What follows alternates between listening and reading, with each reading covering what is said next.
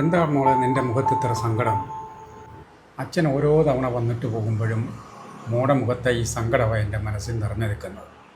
ഞാനിത് അമ്മയോട് ചെന്ന് പറയാറില്ല, കാര്യം അവളും വിഷമിക്കുമെന്ന് കരുതി.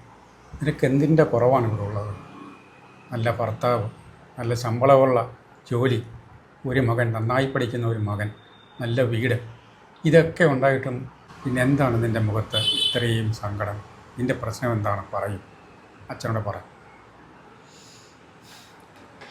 അച്ഛൻ പറഞ്ഞൊക്കെ ശരിയാണ്. എല്ലാ സൗഭാഗ്യങ്ങളും ഉണ്ട്. നല്ല വീടുണ്ട്, നല്ല ഭർത്താവിന് നല്ല ശമ്പളം, നന്നായിട്ട് പഠിക്കുന്ന മോൻ. ആൾക്കാർ വിചാരിക്കും ഇതൊക്കെ ഉള്ളപ്പോൾ ഇവർക്ക് എന്താ ഒരു സന്തോഷമില്ലാത്തതെന്ന്. അച്ഛാ, ഈ പുറമേ കാണുന്നതൊന്നുമല്ല. ഈ വീട്ടിൽ ഞാൻ എന്തൊക്കെ ചെയ്താലും എനിക്ക് ഒരു വിലയില്ല, അവഗണന മാത്രമേ ഉള്ളൂ.